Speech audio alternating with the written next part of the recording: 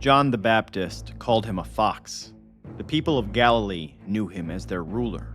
But who was Herod Antipas? From the execution of John the Baptist to his role in the trial of Jesus, how did he shape one of history's most pivotal eras? This episode is part of our series delving into the Herodian Dynasty, a saga filled with ambition, intrigue, and larger-than-life characters. So far, we've explored Herod the Great's monumental reign, the chaos that erupted after his death, and the turbulent rule of Archelaus.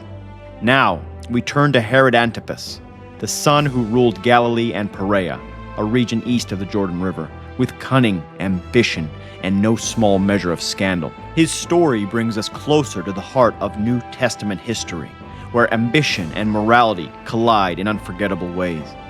Herod Antipas was a name often overshadowed by his father Herod the Great, yet pivotal to understanding the turbulent era of 1st century Judea.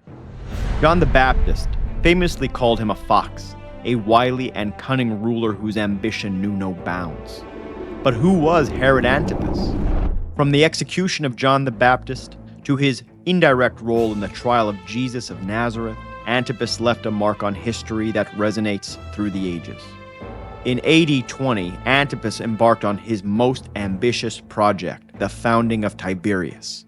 He selected a site for his new city that was tainted by the presence of an ancient necropolis, rendering it ceremonially unclean according to Jewish law. Yet to Herod Antipas, the location's strategic importance outweighed its spiritual defilement.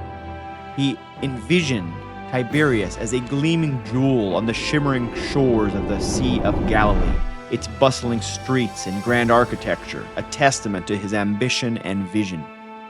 The sunlight danced off its limestone facades, while the waves of the Galilean waters lapped gently at its harbor, promising prosperity and prestige. Tiberias became a significant center of Roman culture, its amphitheaters, bathhouses, and aqueducts reflecting Antipas's embrace of Roman architectural influence. Archaeological excavations reveal remnants of these structures today, attesting to his ambition and vision for the city. Yet its founding alienated devout Jewish community. They saw the city as ritually impure.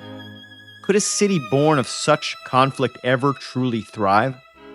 Tiberias was more than a city, it was a statement. Antipas sought to cement his iron-fisted control over Galilee and Perea, ensuring his dynasty's enduring legacy as the preeminent rulers of the region. As the Roman historian Tacitus noted, the provinces were pacified not through arms alone, but through cities and spectacle. Antipas understood this well, but his rule was fraught with complexities that would ultimately lead to his downfall. For over 4 decades, Antipas governed Galilee and Perea with a blend of shrewd diplomacy and ruthless pragmatism. He skillfully avoided the revolts that plagued his predecessors, maintained a delicate balance between the Roman Empire's demands and the volatile Jewish populace. Yet his personal life often threatened to unravel his political successes. His scandalous marriage to Herodias, his niece and the former wife of his half-brother Philip, shocked the Jewish world.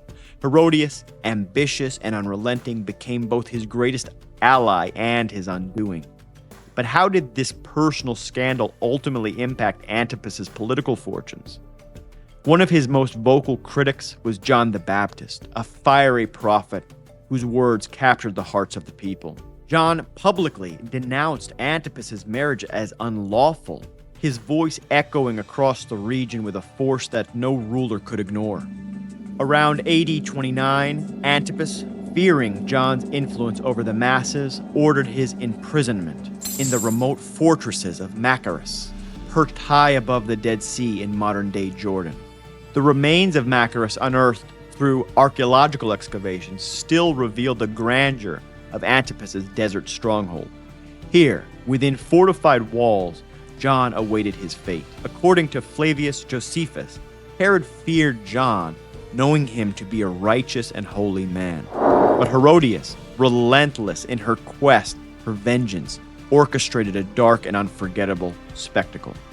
At a banquet, Herodias' daughter, Salome, performed a mesmerizing, lustful dance for Antipas and his guests. As Salome's final seductive moments stilled and Antipas, weakened, offered her up to half his kingdom, she made a chilling demand: the head of John the Baptist, presented to her on a silver platter still dripping with the prophet's blood. Antipas, trapped by his own vanity and Herodias' machinations, reluctantly gave the order. The execution of John the Baptist sent shockwaves through the region, solidifying Antipas' reputation as a ruler who placed survival above morality. Yet Antipas' role in history was far from over.